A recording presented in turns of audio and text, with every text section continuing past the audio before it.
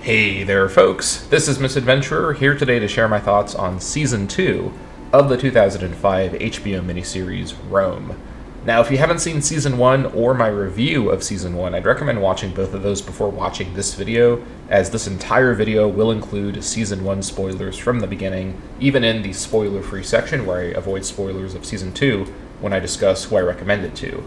Additionally, a lot of the points I'll make in the spoiler section will be building upon what I talked about in my Season 1 review, so if you want the full context of what I have to say, I would recommend watching Season 1 and then watching my Season 1 review before proceeding with this video.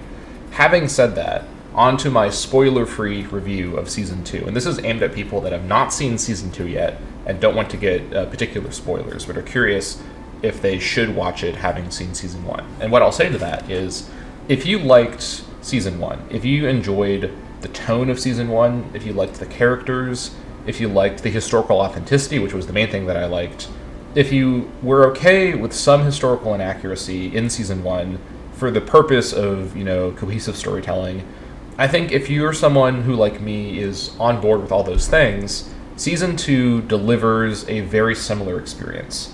Not getting into quite yet, the one central problem with Season 2, which I will talk about a lot in just a minute, without getting into that quite yet. The actual performances, the writing, the character writing, the tone, the sort of set and costume design, the production value, it's all as good or almost as good as Season 1. I would say that across the board, nothing wowed me and made me think this is better than Season 1 in terms of any of those sort of characteristics.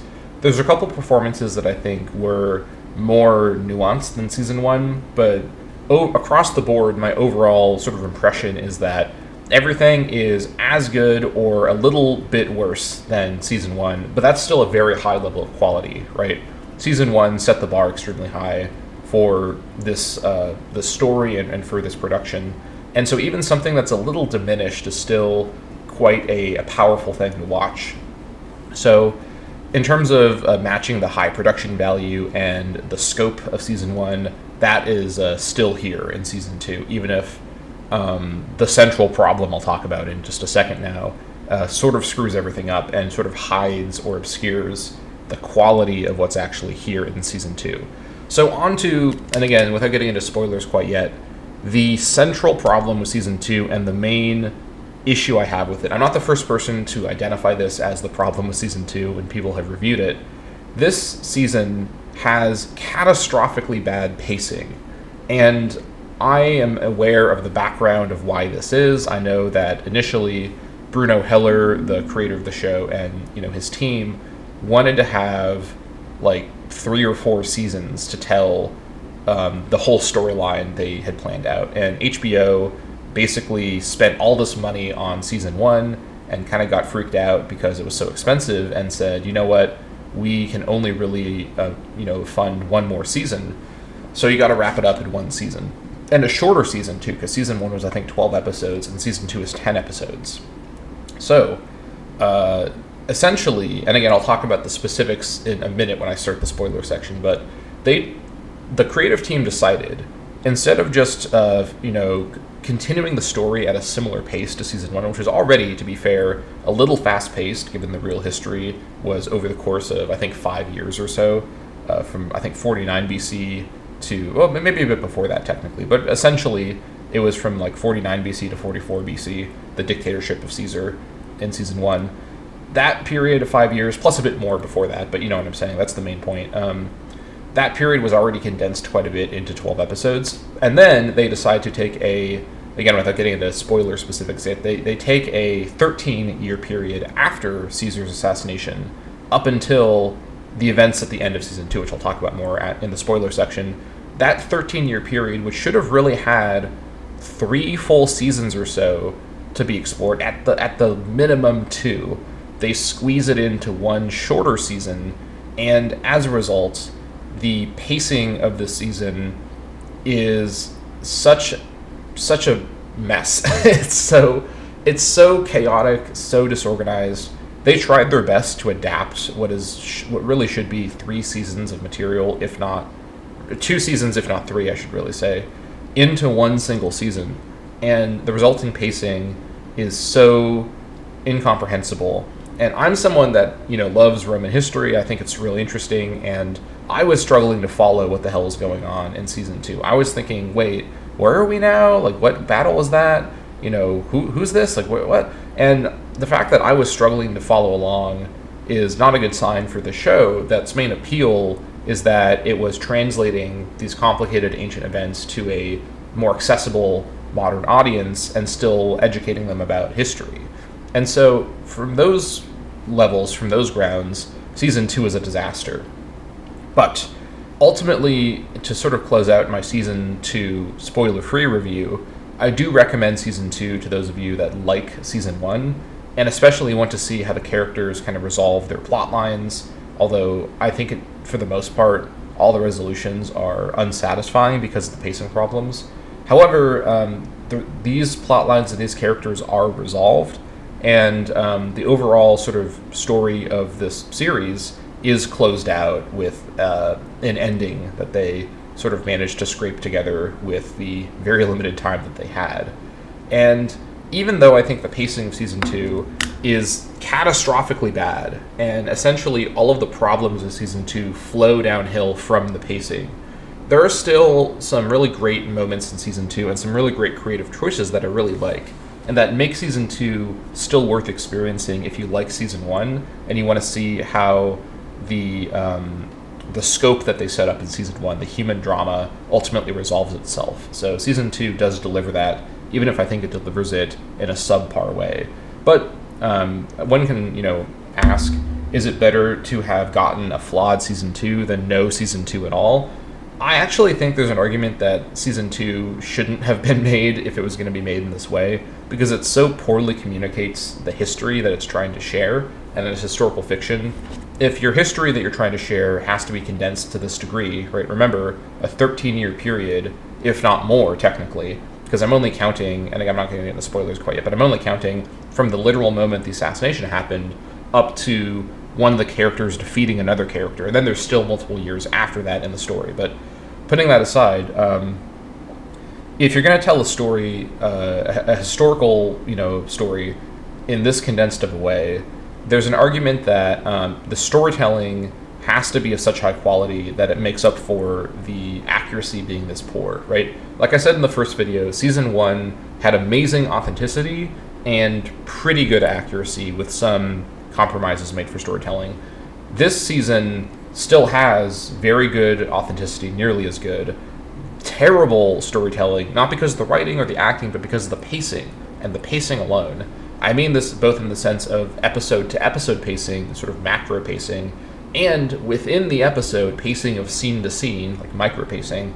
The actual scenes themselves are mostly paced fine in terms of their scene writing, but even that can sometimes falter. I'll talk about some specifics later, but ultimately, I think that as historical fiction, this season struggles to justify its own existence because of how poorly it's paced, and I would have preferred what they should have done instead is have the first third of this season been the entire season stretched out to its full amount.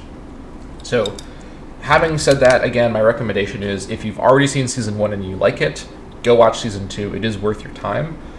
Even if you're not going to get as consistently good an experience, it is still teaching you a lot about this history. It's still showing you this great depiction of this time period, and especially seeing the many characters that are in play now, having their story arcs kind of wrapped up, can still be satisfying, even if you can tell that this is an inferior version of what they planned initially. So that is ultimately my recommendation. I do still recommend season 2, although I acknowledge it is inferior to season 1 in basically every way, especially in terms of pacing.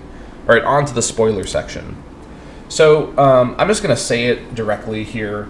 They made a bad call choosing to have the entirety of the post-assassination sort of reconciliation period in Rome, and then you have, the funeral, which they don't even show on camera, which is a decision.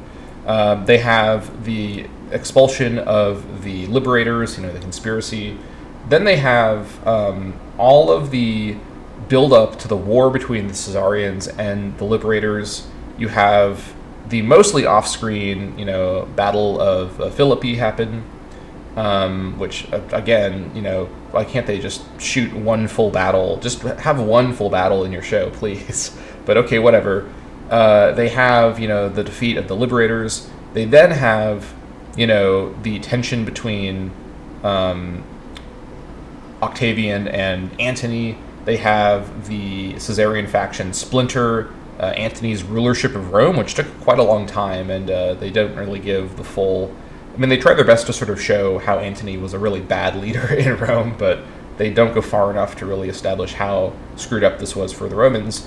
They show, the eventual sort of open conflict between the two, the reconciliation, the proscriptions, the second proscriptions, the murder of most of the senators that were not fully on board with the Caesarians, killing of Cicero. They show the forming of the second triumvirate with Antony, Octavian, and Lepidus. They show the entire period of the triumvirate co-inhabiting Rome together before they all split apart and Antony goes east, Lepidus gets Africa, and so on.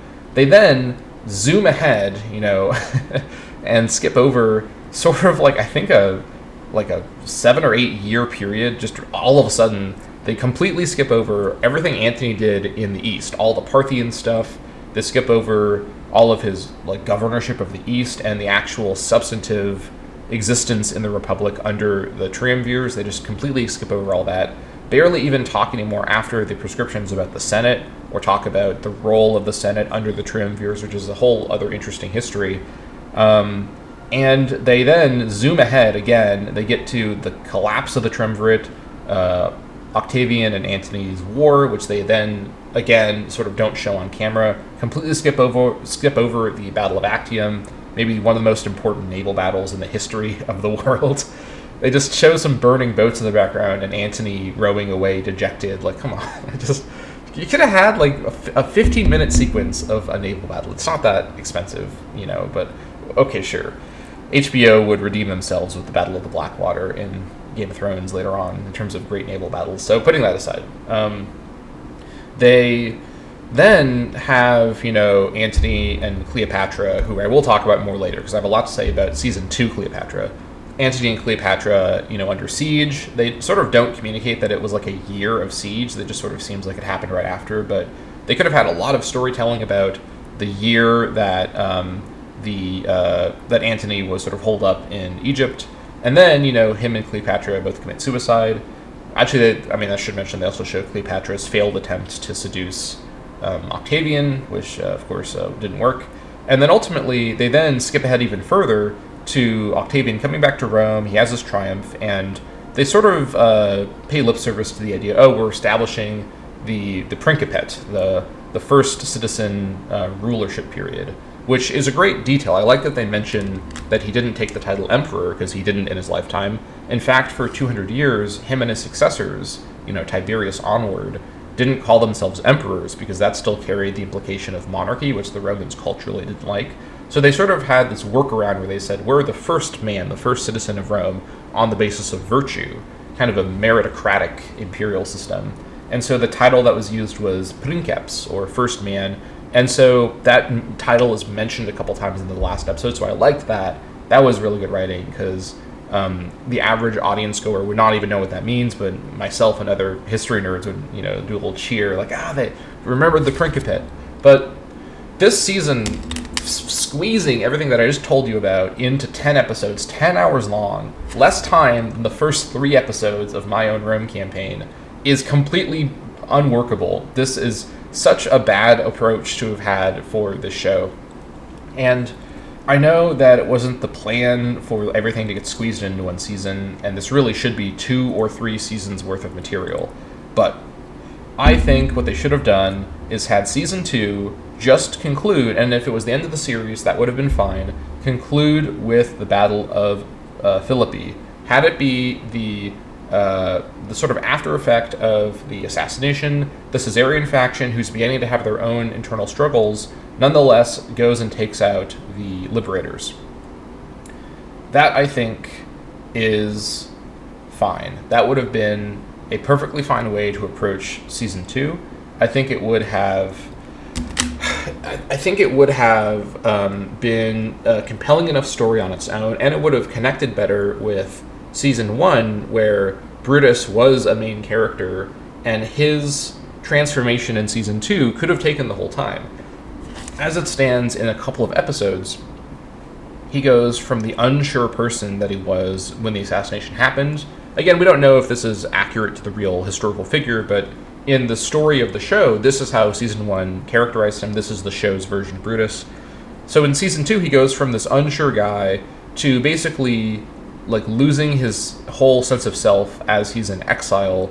Basically, he goes and kind of has a self-baptism scene. That was a weird scene where he is naked in the river and he kind of submerges himself and comes out and he's renewed. I don't have any idea what that scene was supposed to really sort of say about the character. He basically sort of loses his sense of purpose and is just completely like he's embarrassing himself. He's trying to fight the guards of the like tribal chief he's talking to, and so he goes and he is like, you know, has a full beard. He's all like, you know, sort of dirty and like sort of not been taking care of himself. He goes into the river and he like comes out and he's like sort of reborn, and it's like super bizarre. Like what Brutus? Why is Brutus doing this?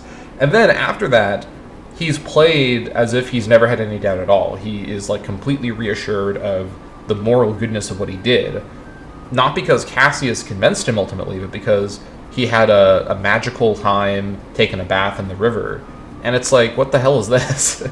This is again a way to characterize this figure of Brutus, right? But our version of him from season one was completely defined by his humanity and his doubt and his guilt about what he thought was his duty.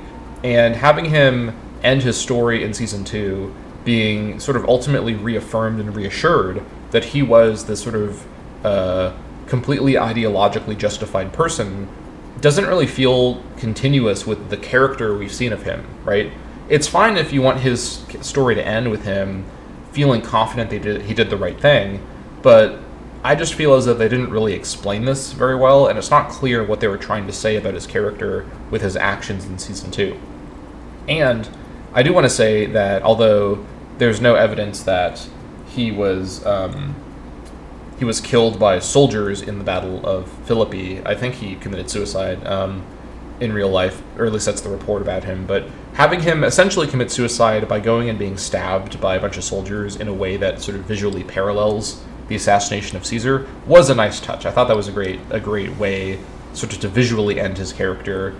And I think that it's an interesting idea, like, was he wanting to go out like how Caesar went out? But again, these like kind of implications about Brutus only really work when the characterization in season two feels continuous from season one. This feels like a fan fiction sequel written about the season one character by someone who ultimately completely agreed with Brutus, and so they have him undergo a kind of magical moment where he, like the author, becomes ideologically hardened to the truth of what he did and the goodness of what he did, and basically loses all of his sort of realistic unsureness. And so he ultimately has this noble sort of almost kind of justified final death in a way that parallels what happened to Caesar. So that's a take on the character, and I'm someone who, you know, in many ways can feel very empathetic to Brutus's situation, but I didn't feel like this was a proper continuation of the season one character that I really loved and respected. So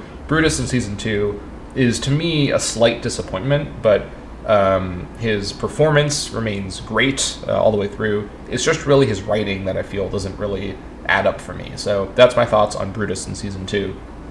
And Cassius, who essentially is played the exact same and written the exact same as season one, perfectly fine. As far as I know, this is in line with the historical Cassius, who was very much a Republican, small r, ideologue, so that's all perfectly fine.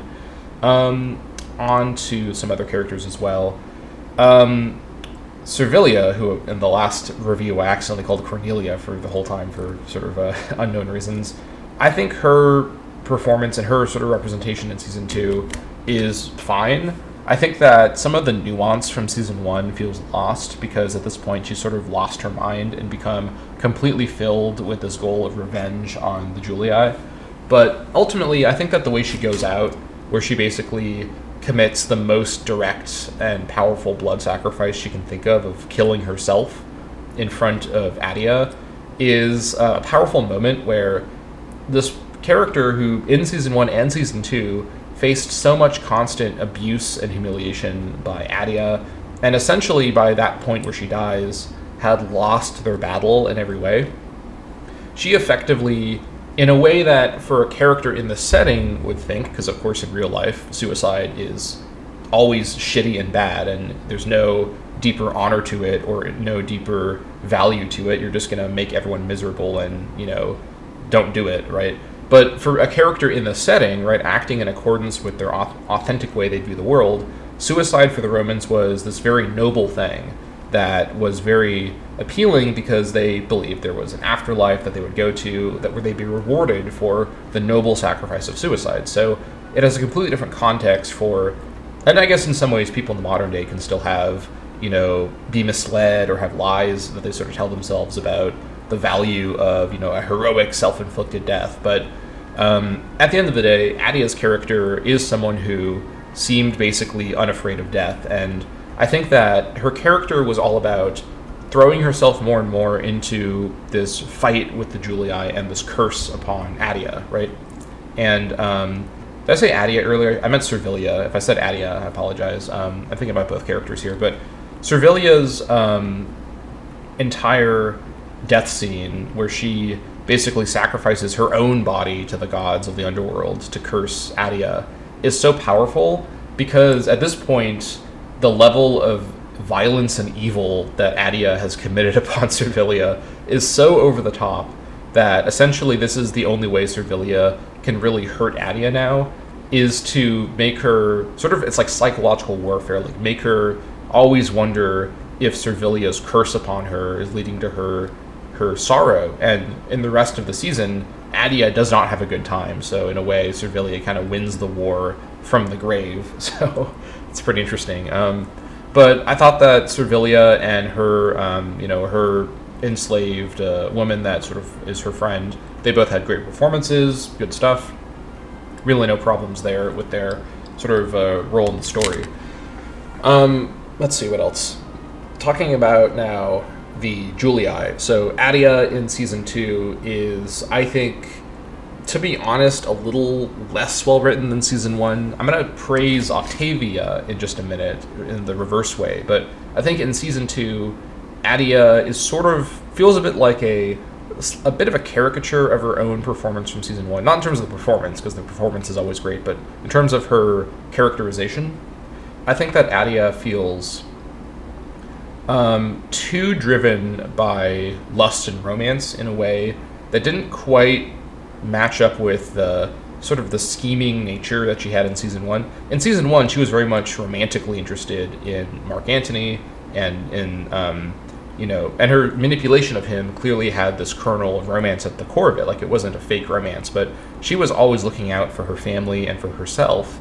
And in Season 2, she's almost presented in this, like, almost kind of like sort of dark and comical, like comic relief way, where her belief in the sincerity of Mark Antony's interest in her is so overwhelming that she completely just isn't following what's actually happening sort of in a practical way, right? And she basically is completely depowered. All of her power over Octavian is stripped away, all of her power over her family is stripped away. And maybe that's the point of this part of the story, is that she sort of has this fall from power, because in many ways her power flowed from Gaius Julius Caesar and his authority. And so without, because she has no sort of trust from Octavian, especially by the end, she sort of is depowered. And I'll talk a lot more at the end of this video about the last shot in Season 2, where Adia is at the Triumph. She looks away from Augustus and she has a tear in her eye. And there's a lot of ways to interpret that last shot. I'll talk about this more at the end, because I think this sort of comes back not to Adia's character, which I'm talking about now, but to the main sort of thesis of Season 2. In the same way that, was killing Caesar justified the main question of Season 1, Season 2 is its own question, which I will discuss at the end of this video. But to finish off talking about Adia, I think that if you, like me, were pretty annoyed with her sort of actions in season 1. It is a little satisfying to see her complete downfall in season 2, at least kind of sort of psychologically. She doesn't really have a very bad position going on by the end of season 2, right? She's the mother of the Princeps, right? So she's in a pretty good spot. But you can even see at the end of season 2, Livia starting to really muscle her out, which, as I understand, is a pretty good way. And I'll talk about Livia later as well. I really, really like Livia's portrayal. I wish that we could have seen more of her, but this is, early in her life. But either way, I think Adia in season 2 is fine. A little less consistent, a little less coherent than season 1, and just feels a bit more like kind of like a fan fiction writing of a sequel, as opposed to the same character here for more content, right? Octavia, though, is a highlight for me. I really like season 2 Octavia.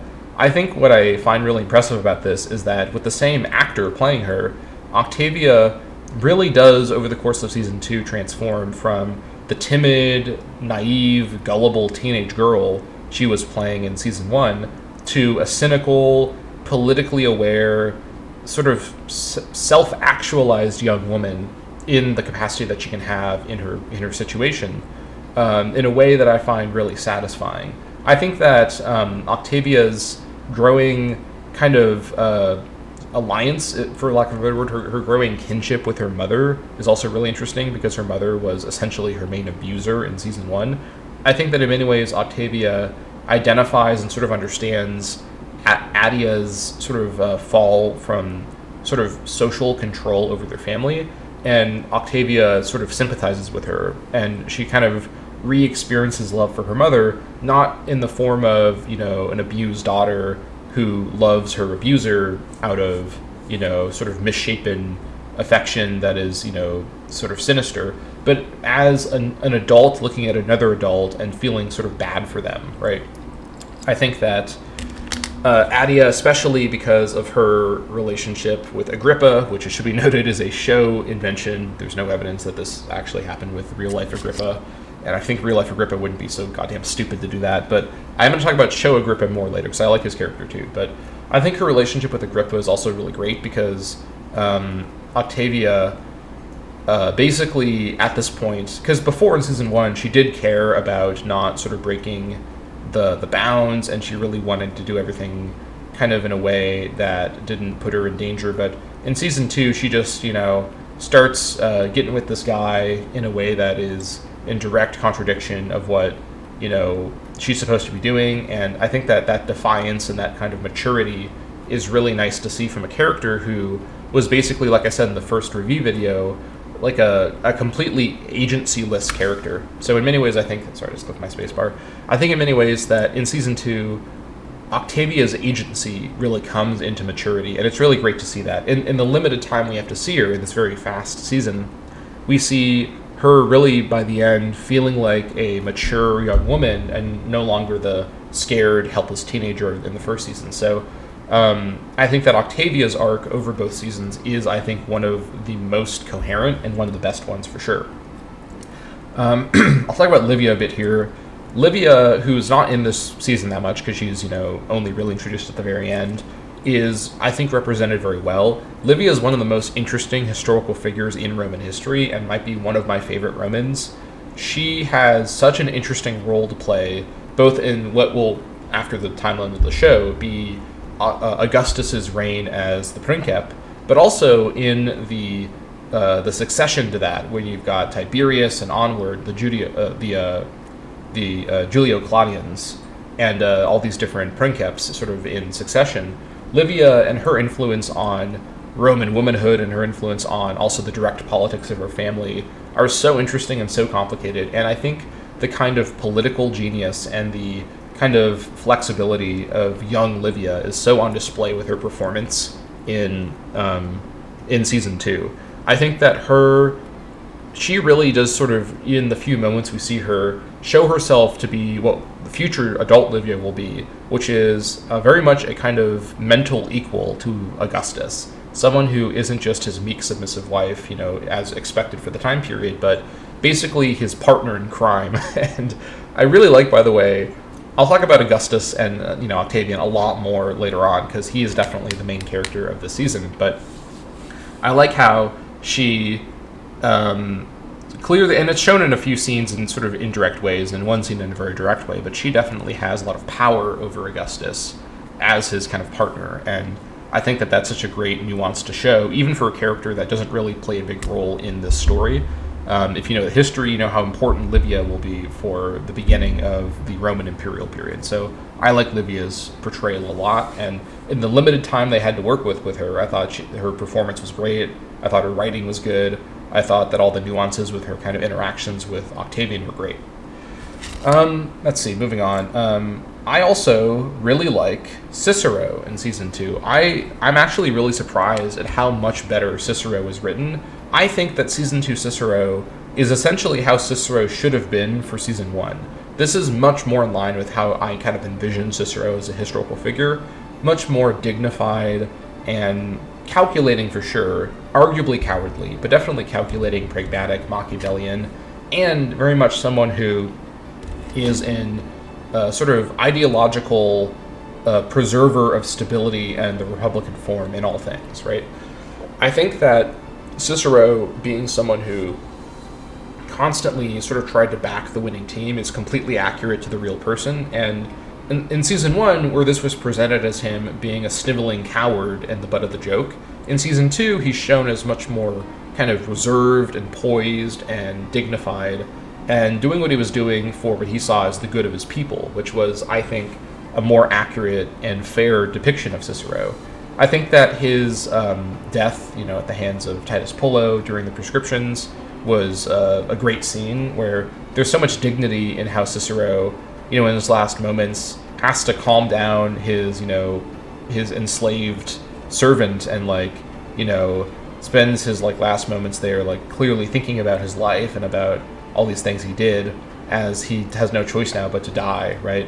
And I think that, in many ways, the show does, to some extent, communicate what I consider to be an important reality about the history of Rome, which, sorry, I clicked my spacebar again, which is that the Roman Republic didn't really die until the prescriptions. In my opinion, that's when the Republic officially died. Because, sure, before the prescriptions, you had Augustus being named, Octavian being named consul. I shouldn't really call him Augustus because he wasn't called Augustus at this point yet, but Octavian being named consul. You have him and the Caesarian faction basically running the show, but there was still this hope, I think, that characters like Cicero had, that the Republic could be restored, these tyrants like Octavian and Antony could be kicked out, and really with the prescriptions, the killing of Cicero, the killing of all of the sort of small r Republican senators, that's really the end of the Republic in a real substantive way. And I think that Cicero in season 2 is largely corrected from season 1. I didn't like season 1 Cicero, I talked about that in the other video, but season 1 Cicero, to me, was a misstep, and I think that they corrected it with this portrayal. I would have preferred to have seen this version of Cicero in season 1, but it is what it is. They got it in the end, so I have to give them credit for that. Now, on to Mark Antony. I have a lot of complicated feelings about how Mark Antony is portrayed throughout the entirety of the show. I think that his infamous character traits of being this excessive person, this big drinker, this big kind of boisterous person driven by his emotions, that's all captured, but I think that they don't really usually they don't really capture the cunning and the political abilities of Mark Antony. He was definitely not just Caesar's, extravagant, sort of stand-in son figure or successor character, at least at the start of season 1, and his second in command, his sort of subordinate general. Antony had his own strong sort of base of personality. He had his own sort of stature to the Romans. He was seen as this deeply traditional Roman man. He was physically strong. He was this great warrior. Remember, Roman masculinity was mostly based on sort of traditional Greek ideas of strength and poise. And they certainly, more than the Greeks, they liked, men that were also politically powerful and ambitious. But ultimately, I think that Mark Antony is played in both seasons, and in season 2 it doesn't really get much better. He's played as a little too close to the like strong, unpredictable playboy guy, as opposed to the older statesman that he was at this point. Especially by the end of the show, he still feels like you're watching a guy in his 30s going through a midlife crisis, and not the much older man he would have been at this point, who's making very like strategic decisions in the same way that his mentor for all of his life, Julius Caesar, was doing, right? Remember, Mark Antony was essentially Caesar's protege, and he very much tried to have a Caesarian approach to how he maintained his sort of public dignity. And in many ways, I think that the sort of distinction between Antony and Octavian, in terms of in real life, they had this war of propaganda where Antony said, Octavian's this little twink, and he's never fought a battle. He's this little tiny boy, and he's controlled by his mother, and blah blah blah, and all this stuff, right? And Octavian, he said of Mark Antony, he is, he didn't really have much room to say, oh, like he's not a good warrior, because he was, but he said like he's undignified, right? And in the show, that is true. Like Antony is completely lacking in shame, and I think that. I almost feel like the way Antony was written is taking the propaganda against him and like having that be the character they present, right?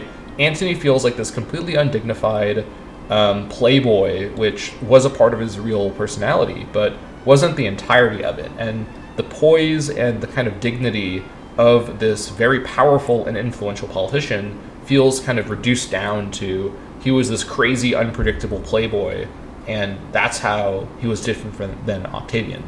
As opposed to the real distinction between them, which was that Antony was much older, much more experienced, and was an established general, right? That was the danger of Antony to Octavian, his popularity with the legions, his established status as a great Roman general, and his direct connection to Caesar as his protege, his public protege. And so in many ways, in real history, Octavian's maneuvering around Antony was about stripping away his connection to Caesar, right?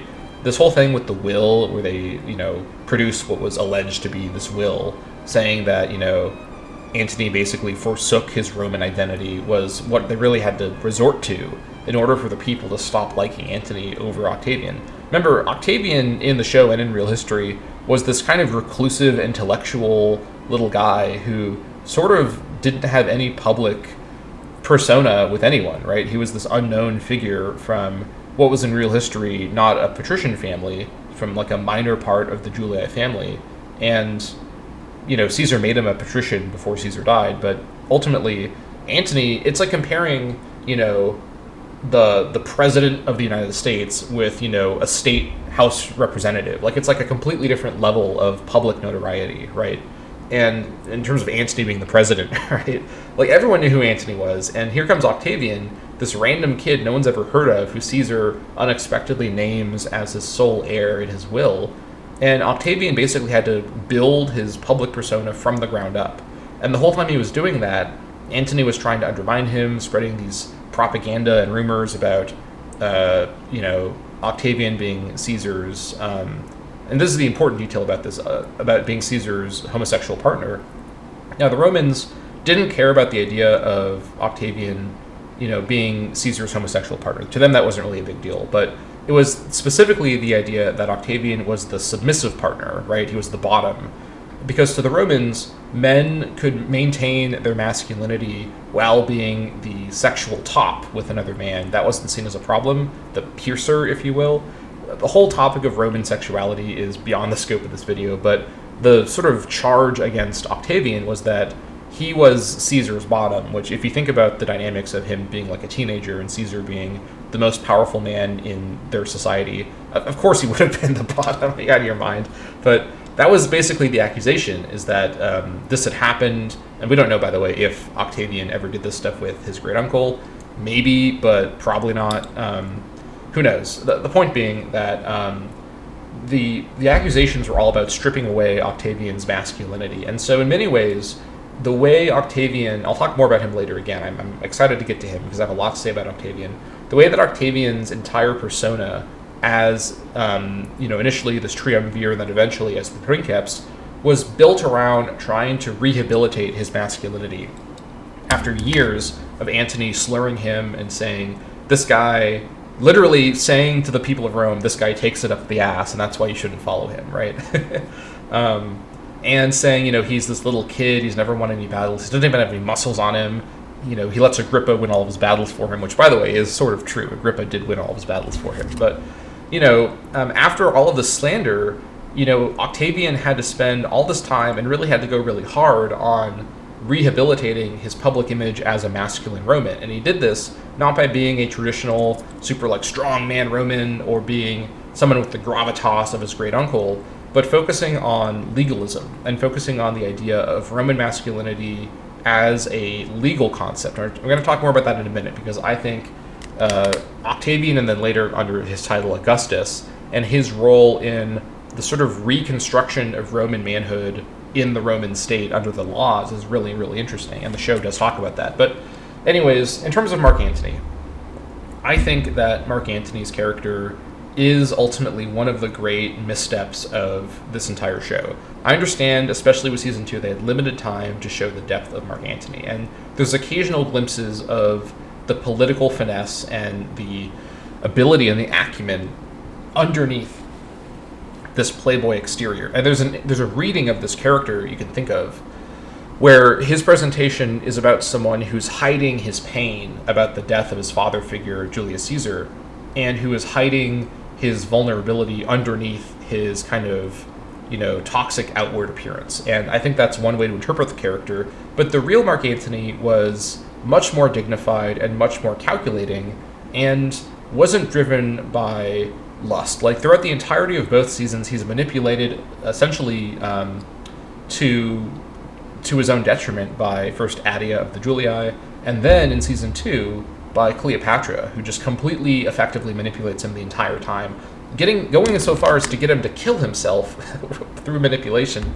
So Mark Antony in the show, although definitely a fun part of the show, is one of, in my mind, the worst parts of the show's historical accuracy problems, and really mischaracterizes a very interesting and very complicated and very important Roman politician into being his most base kind of sort of alleged slur parts of himself that are not very dignified and not very, appreciable, right? So that's what I have to say about Mark Antony in season 1 and season 2, but especially season 2. Now, let's talk about Cleopatra. I really, really like season 2 Cleopatra. They goddamn fixed Cleopatra, as I wish they would before I watched season 2. In my season 1 video, I closed things out with a giant explosive rant about Cleopatra in season 1.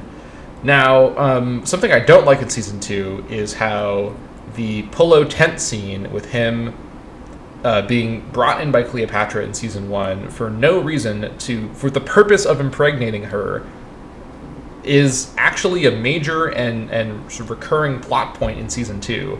That definitely mars season 2 at the very end, especially. But putting that aside, Cleopatra in season 2 is way more on brand. She is way more clearly trying to manipulate the people around her. She's better presented as very intelligent, very politically aware, and very much a pragmatic character that is in line with the real historical figure that we know about.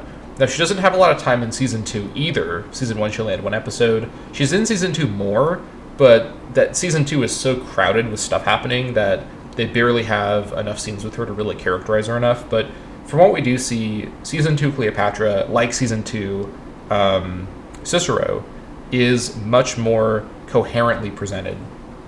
I think season 2 Cleopatra feels so much more accurate to the real person in a way that still serves the story. And I think ultimately that the kind of ambiguity in the end of the series of, did she actually, how much did she really love Mark Antony, or how much was she, in love with his protection and the power he had? And something that season 2 doesn't really communicate very well, Mark Antony isn't just hanging out in the palace in, Alexandria with Cleopatra. He's essentially the dictator of all of the Roman East. So he's the most powerful man in the world. And so that's why Cleopatra is putting so much work in to keep him around and keep him under her heel. And again, I think that there's probably more realistic reading of the history that Antony and Cleopatra were more like partners in their sort of thing. and both knew that they needed each other's power for their own needs, as opposed to what the show has, where, drunk and completely gullible Mark Antony is essentially completely under Cleopatra's manipulation, which is an like a long-standing old interpretation of Cleopatra that I don't really agree with. I think a lot of the representation of Cleopatra over the years has been, to be honest, just sexist. Like, I mean that, like, literally. I think that Cleopatra, the way that the Romans talk about her in the show as this, like, seductress, this evil sorcerer, that's for a long time in history been the way Western civilization remembered Cleopatra, right, as this evil seductress, because Mark Antony, again, in real history, was way more of a dignified, noble Roman, and so the idea that he was teaming up with her was inconceivable to the Romans. Of course, Mark Antony was smarter than they thought, right, or than they would have expected, and understood that teaming up with the female leader of the supplier of grain to your entire nation was a great idea, and that's what he did, right? But ultimately, I think that the show tries its best to show more complexity to Cleopatra, but it still feels like a representation that is stuck behind layers of this history of Cleopatra that we remember her as. And I think that ultimately, although I do think Season 2's representation of Cleopatra is much better than Season 1, the fact that she's paired with Season 2 Mark Antony, who I think is just a sort of poorly conceived version of this character, kind of keeps Season 2 Cleopatra from reaching her full potential, although we get much better representation of her scheming nature and her pragmatism. We sort of don't see the depth of it and her knowledge of Egyptian politics, because all of her scenes with her are also with Mark Antony, who's just basically a big clown in Season 2, and I think that that's a real shame. But technically, they did fix Cleopatra from Season 1, so I do like that about Season 2. This is a much better version of Cleopatra, and that is a relief, honestly.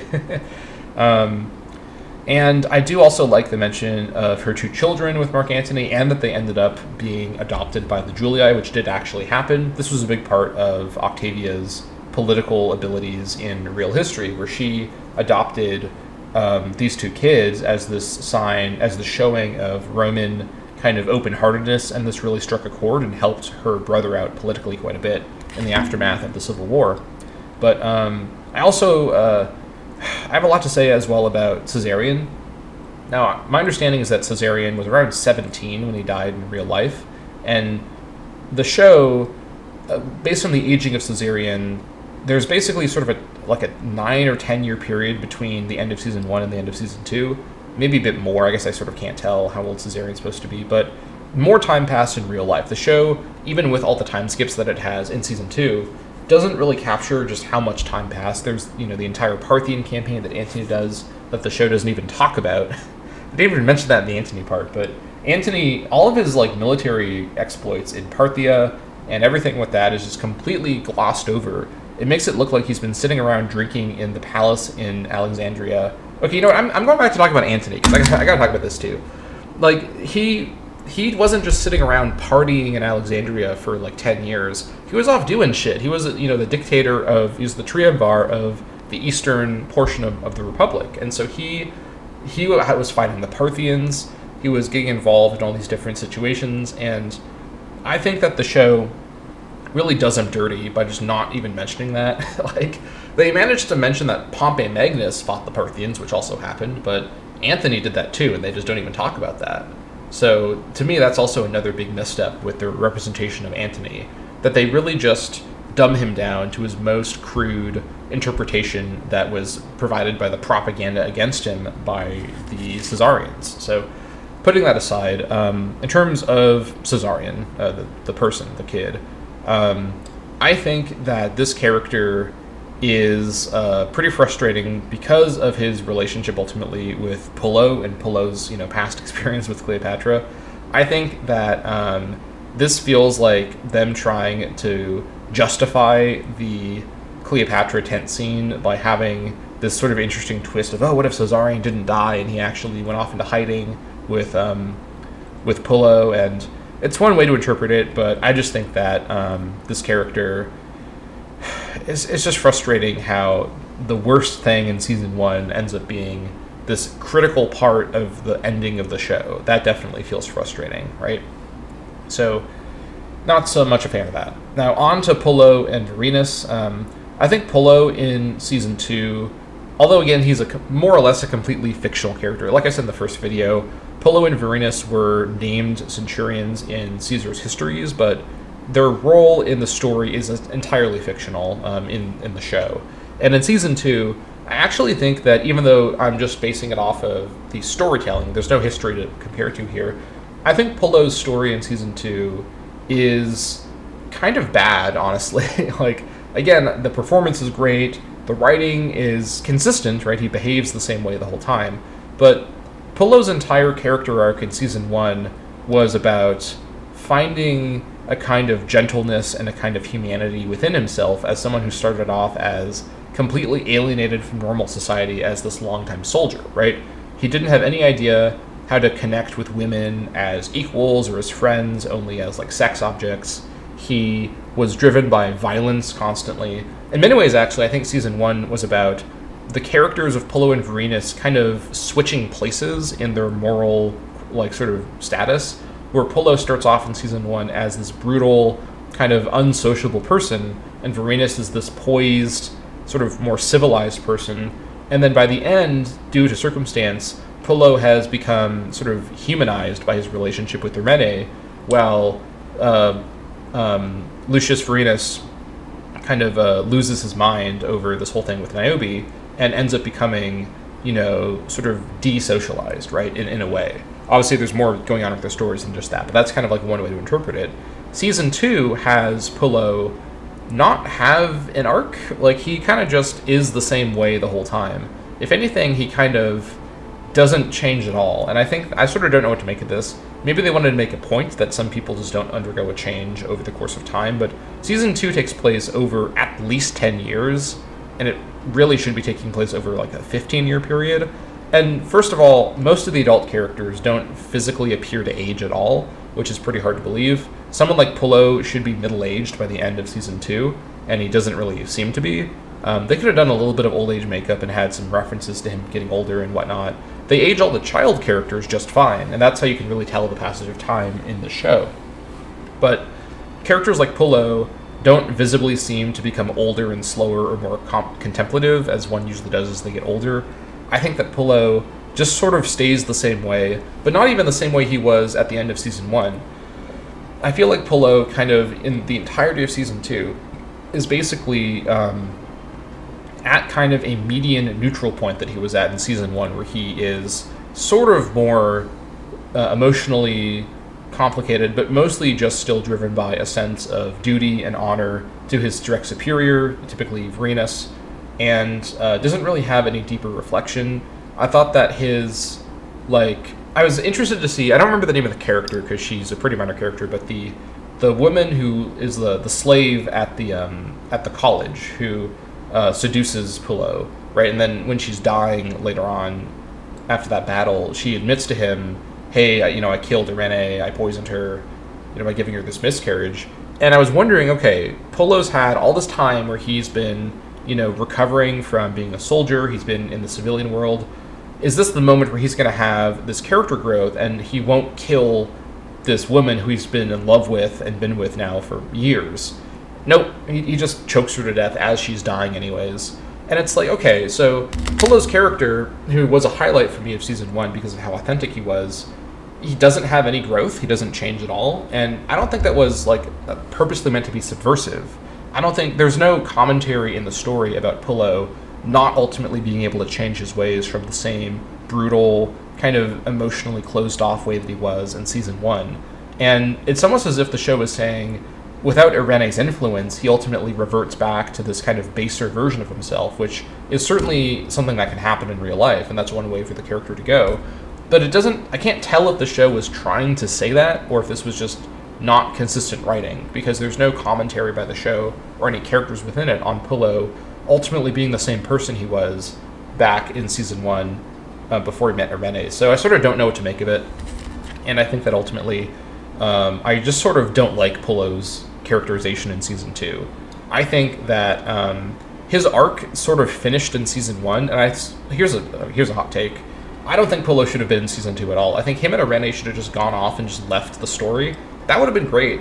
That's, like, season 1 is a coherent, nice arc for Pullo, and I don't like how he's just kind of back again in season 2, because he's, a recognizable character who everyone likes the performance of, and I like it too, but there's nothing for him to really do meaningfully in season 2 except for just be there, make quips, and not change. And it's kind of sad, because now Pullo's legacy as a character isn't his beautiful and well-conceived arc of becoming humanized in season 1. His legacy is his dehumanization and his lack of change, lack of growth, and ultimately lack of humanity in season 2. And I can't watch season 1 and feel hopeful about this character walking off into the grove with Irene and about his future as a reforming man, because I know that he won't reform. He's going to continue being the same violent, kind of aimless person that he was, only maybe a bit older and a bit more solemn. So definitely not a fan of Pullo in season 2. Varenus, oh boy, how do I even start talking about this?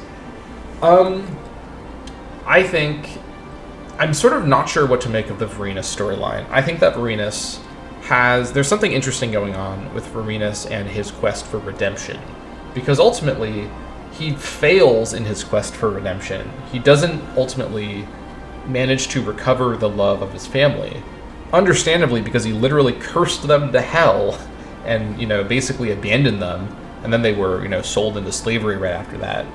And I think that the Varenus storyline of him becoming the son of Hades and taking over the Apennine, or what do you call it,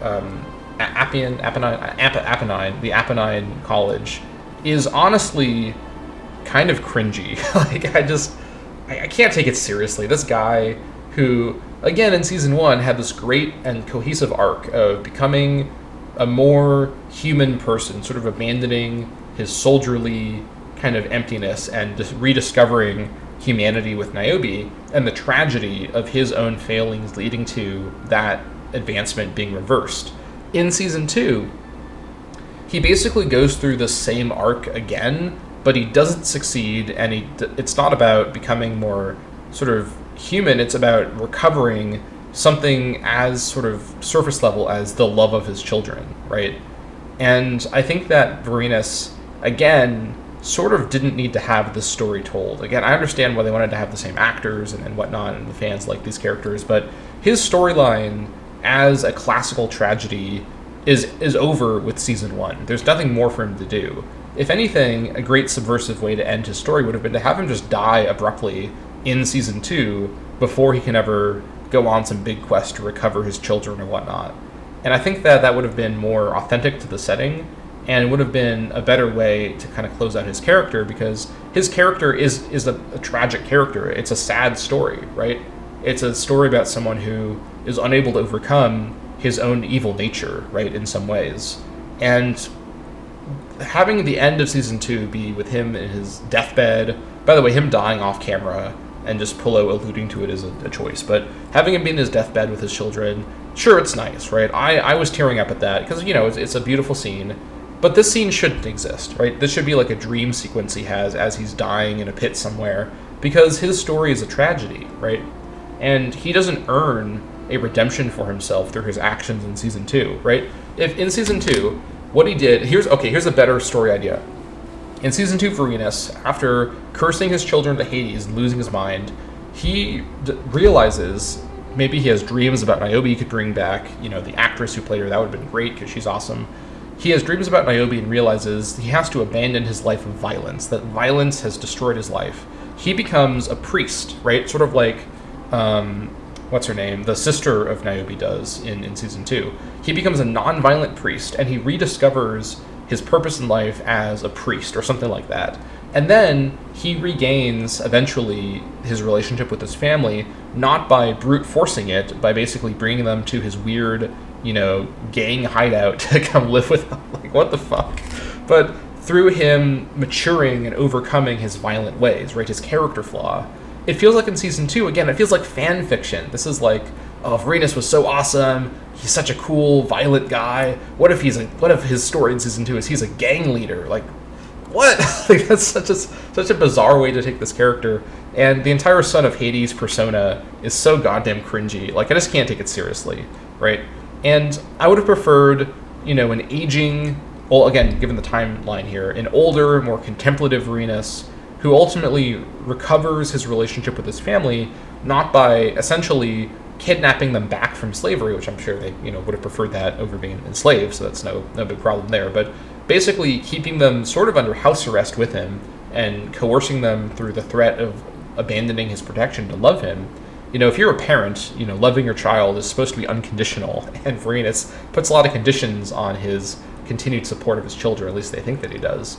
If he had been someone who reformed and overcame his violent ways and found inner peace, that would have been a redemption story worthy of the season 1 Vorenus that I really liked. And I'm so sad that we only got this half-baked, ill-conceived fan fiction version of him that it's satisfying to watch him have all these like mob fights with the other collegial leaders, but it just doesn't feel like a worthwhile use of our limited time. So much of the season 2 is completely stuck over in this mob hideout with Vorenus and Pullo and all their like mob politics that don't matter at all, and it just sort of feels like a waste of time. There's so much more story that could have been told about characters like Brutus, characters like Mark Antony, Cleopatra, and we're going to get to him in a minute, Octavian, that were wasted as we're stuck in this stupid like gang hideout with all this stuff happening there. And these stories should have been truly relegated to secondary status as their characters have finished their arcs, the two I just mentioned, Pullo and Vorenus, in season 1. Have them have maybe epilogues in season 2, but they don't need to be main characters again. And if they were, these were not the stories to tell with them, to be completely honest. So that's what I have to say about Pullo and Vorenus. I'm trying to think who else do I want to talk about before I get to Octavian, because I have a lot to say about Octavian. Octavian's sort of friends, what's his name, Maecenas and Agrippa, are fine. I think they're played a little too young. Like they sort of seem like college kids, or like age-wise, which I think is a little inaccurate, but sure, they're fine. They're basically kind of stock characters without a lot of depth. I do like that Maecenas is more kind of conniving, and then Agrippa is more direct and honorable. I think that's a fun sort of nuance between them, but ultimately, nothing too notable about that. Let's see, who else? What's his name? Hold on. Let me look up the name really quick so I get the name right. Yeah, Posca. So Posca's storyline in season 2 is interesting, where he is freed by Caesar's will, and he ends up becoming sort of a minor nobleman, which I thought was a fun way for his character to continue being in the story.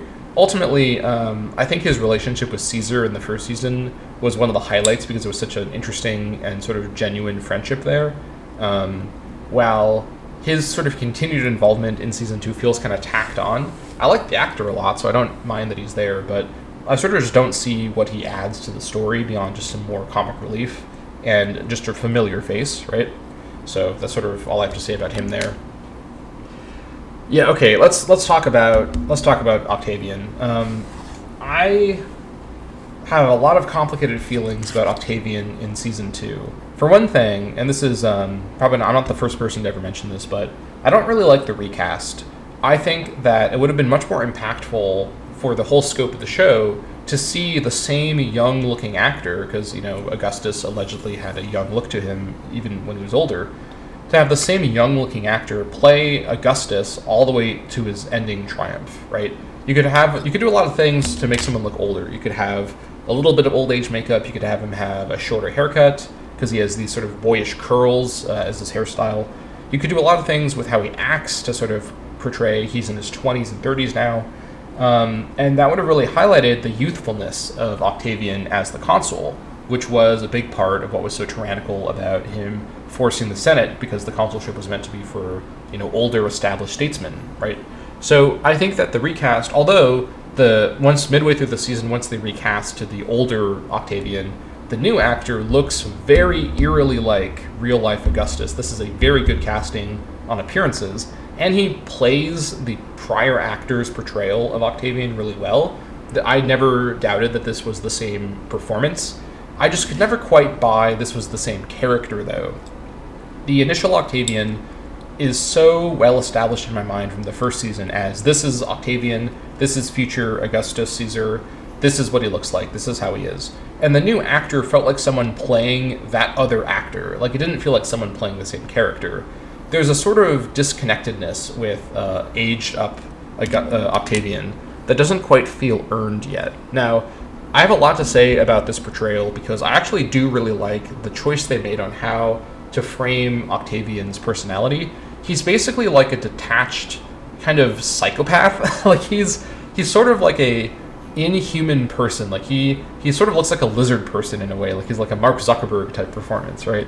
And he is so kind of distant from the world around him, which is, I think, a great way to show this aged up version of what was initially childlike curiosity and a kind of intellectualism with the young Octavian that matures into this kind of ultra pragmatic, very kind of detached and sort of inhuman sense of self, which I think is a really great read of Octavian as a historical figure.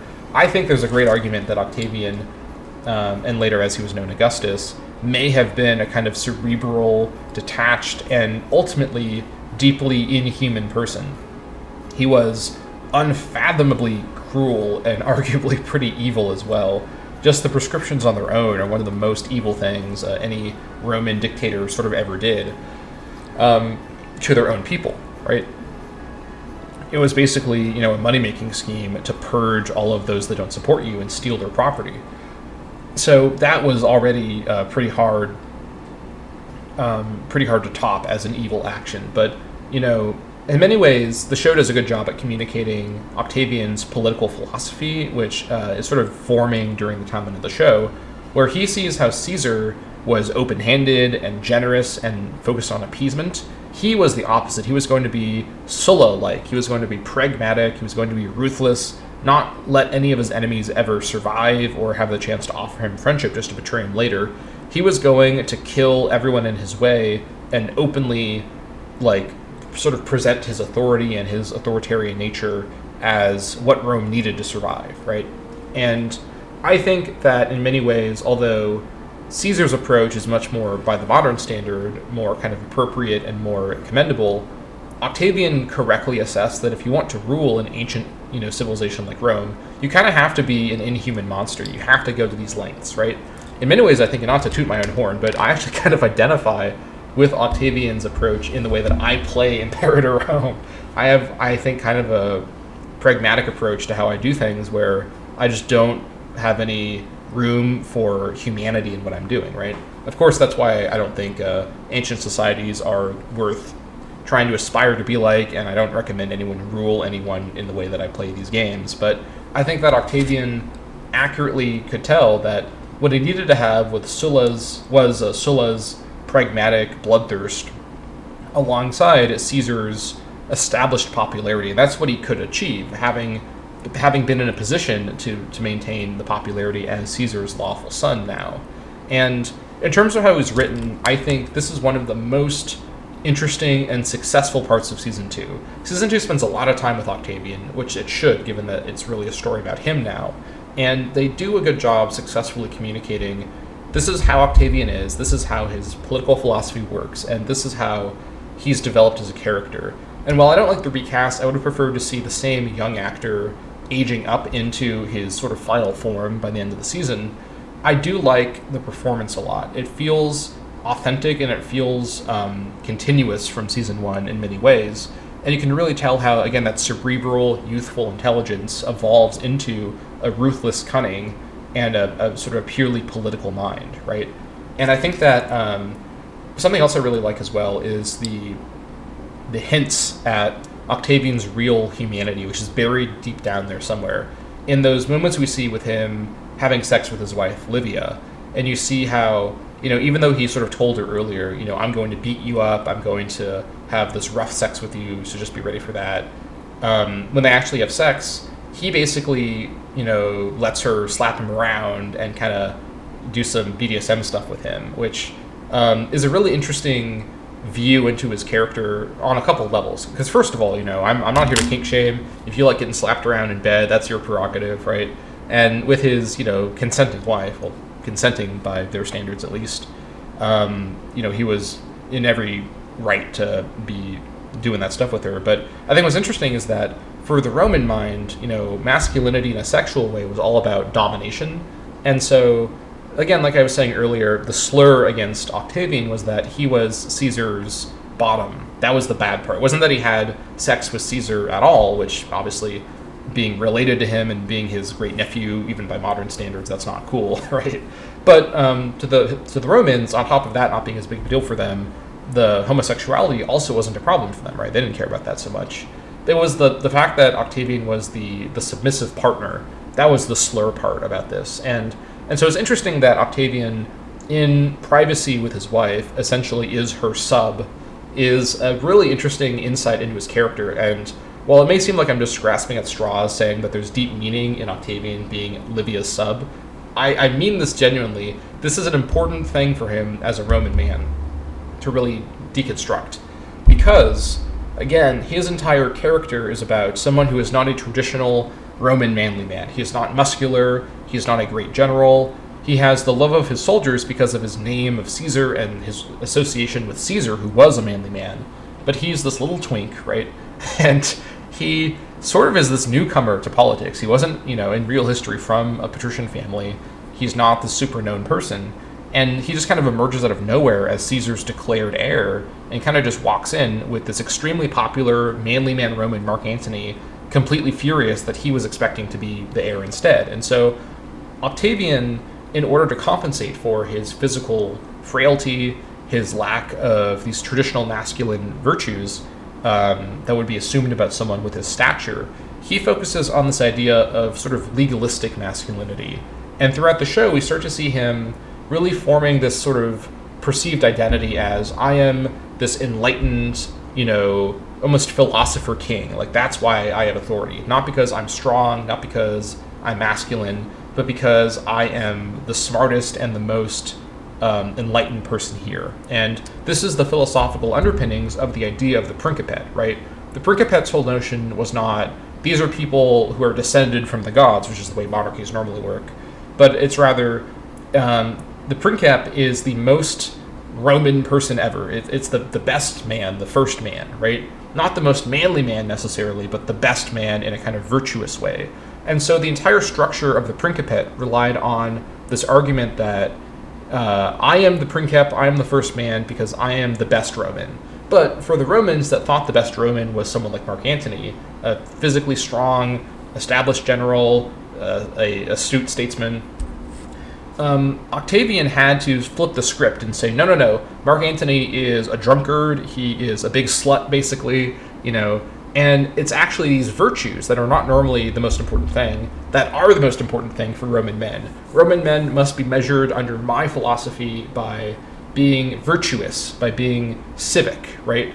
And this was the secret weapon against Antony, who, despite the show overstating this, was not considered to be a very stoic person, right? He definitely had some problems with excess in real life. And so you see how Antony, through his own personal sense of self, his own character, and his dynamic you see how Octavian, with his own sense of self, his own personal character, and his relationship with Mark Antony, has to basically fashion a new vision of Roman identity, of Roman masculinity, through a more kind of sort of civilized vision of being a Roman.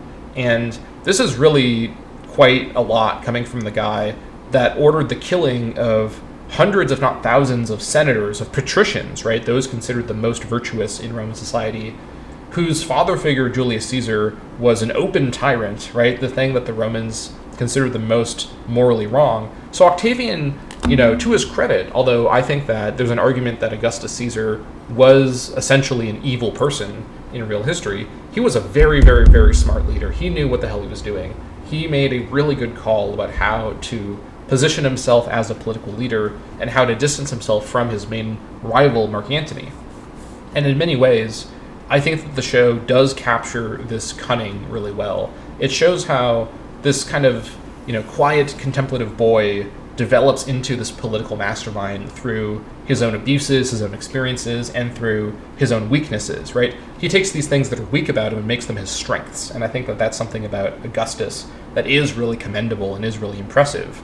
And I think that in many ways, the foundations of imperial era Rome, as we call it now, or the Principate period, the way that the Romans saw themselves as the civilizers of the world, was very much reinforced by Augustus's philosophy, right?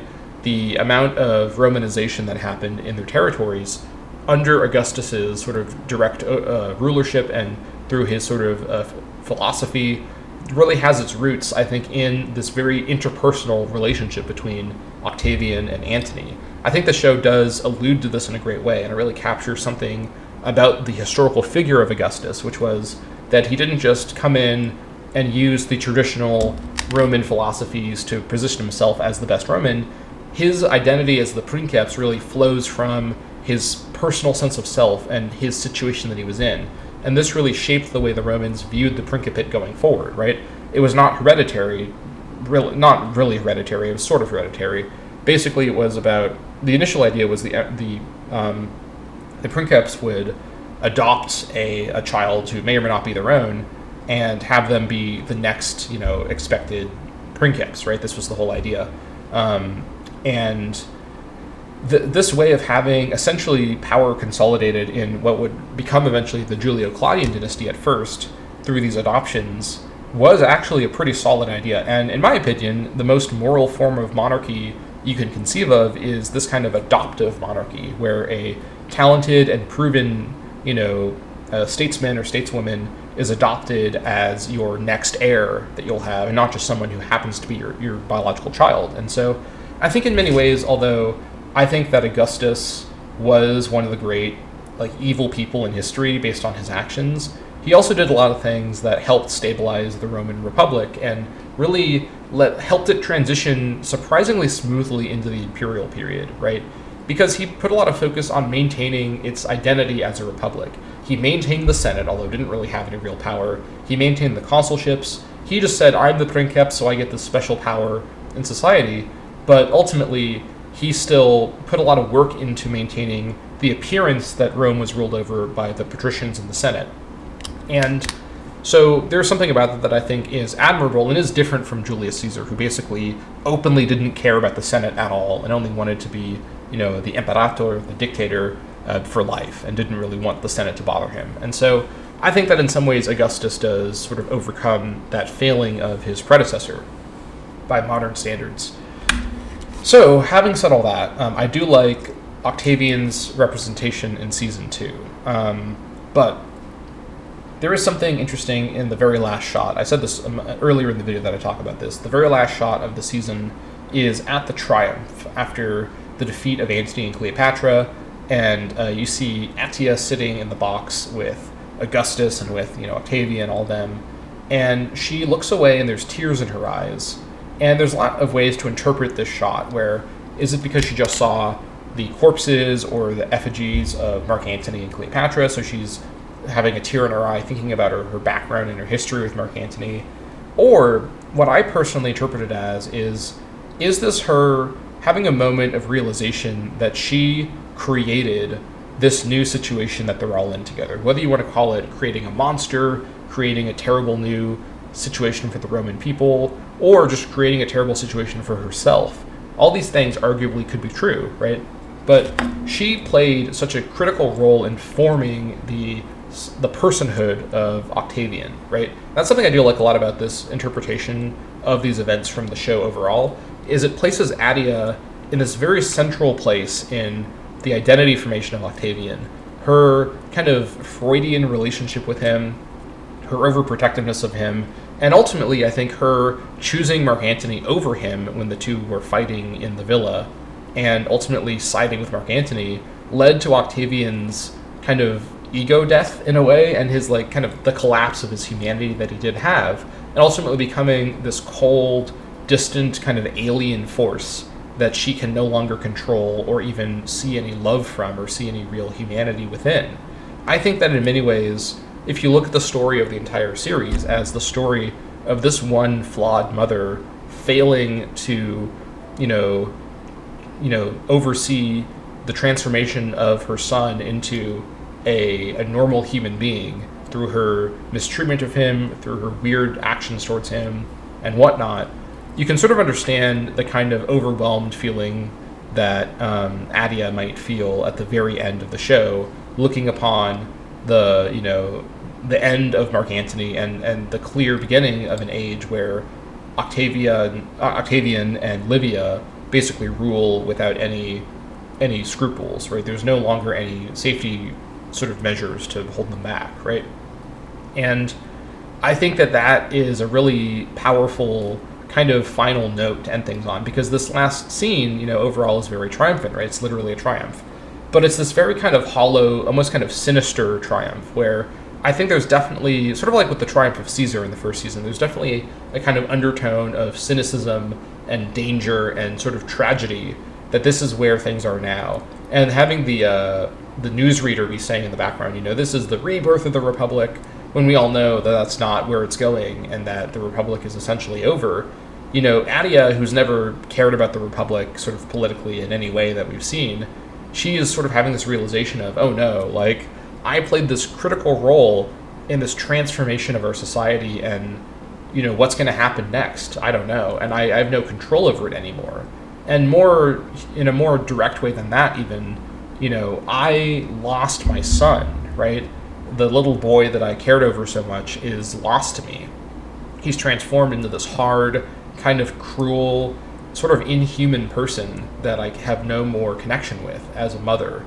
And I think that's a pretty, dark place to reach as someone in that position. And I think that, the last thing I expected the show to end with was a really powerful moment for Adia, of all people, but it really effectively makes me think about her character throughout both of the seasons and really reflect on how I've been so kind of dismissive of her and really kind of seen her as not really having a very important role in the story, when actually her relationship with Octavian was arguably the most important one in his life, right? Obviously, the initial genuine love of his sister, and then the kind of cynical, disgusted love of his sister had a role too. His eventual rivalry with Mark Antony played a big role. His relationships with Agrippa and the other generals had a big role. And with, Titus Pullo and Lucius Vorenus as well. But ultimately, I think it was, his kind of cynical, or how should I say this? His kind of maturation and his abandonment of his relationship with his mother as something genuine to him that really ultimately transformed him into the cold, empty person that he is by the end of the show. And that's a really interesting way to interpret such a generally beloved historical figure of Augustus Caesar, right?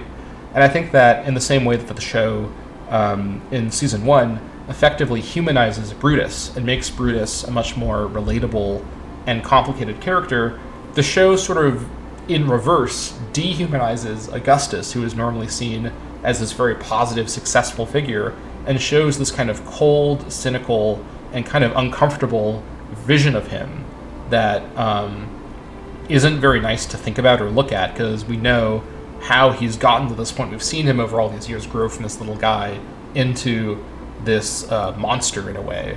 And I think that, in a way, even though season 2, as I've said throughout this entire video, has serious problems, it has pacing problems, it has writing problems, some of the performances aren't as good, and some of the creative decisions are not good and really, screw things up. I think that the overall effect of season 2 as making the story, recontextualizing the whole series, including season 1, about Octavian's fall from humanity into becoming the ruthless tyrant that he ends up as, is a compelling story that is effectively communicated, and to that I can only give season 2 credit. So that essentially sums up my review of season 2. I know that I probably messed up people's names a lot here and there. Again, there's no script or anything, I'm just going off the top of my head. I just finished the last episode yesterday. And it feels crazy to have finally seen all of the HBO Rome series after, never having finished season 2 before. And I feel really glad that I'm able to live in a time where this series was made and I was able to watch it. I think that this does deepen my appreciation of ancient Roman society, which is, if anything, something that all historical fiction about ancient Rome should strive to do. Not necessarily promote or denigrate ancient Rome unfairly, but just to say, here's what it looked like, draw your own conclusions. And that's what this show did, right? I think there were definitely some moral messages here and there, many of which I think are perfectly agreeable, but the main point of the show wasn't to say the Romans were good, the Romans were bad. It just said, here are the Romans, here's what you can look at. Whatever you think about them is up to you. I think that is ultimately something really valuable about this show, that even in season 2, with its flaws, was not lost. And to that, I'm definitely really thankful that this show is out there and available for people to check out. So that wraps up my thoughts on season 2 of HBO's Rome. Thank you all so much for watching. Let me know in the comments what you think about season 2 and about the series overall. And with that, I'll see you all very soon for potentially some reviews of other shows. Let me know in the comments if you want to see that, because maybe I mean, I like making these videos because I love talking. But if you want to hear me talk about some other historical fiction shows, I'd be happy to. One in particular that I'm interested in talking about that isn't really ancient history related, but is a show I really like, is AMC's The Terror, which is a horror history show. I've also read the novel it's based on. I want to talk about the novel as well, because I want to reread it kind of soon. So if you want to see a video about The Terror TV show, and about my thoughts on that show from a history perspective, on the novel as well that it's based on, let me know in the comments, because I would be happy to make a video like that. But I don't want to get too distracted from my main hobby with the channel, which is doing, Imperator Rome content. So I will leave it up to the audience if they want to see more videos like this from me or not. But either way, let me know in the comments what you think about HBO's Rome. I'm very interested to hear everyone else's takes about the show. And with that, thank you all so much for watching, and I'll see you all next time.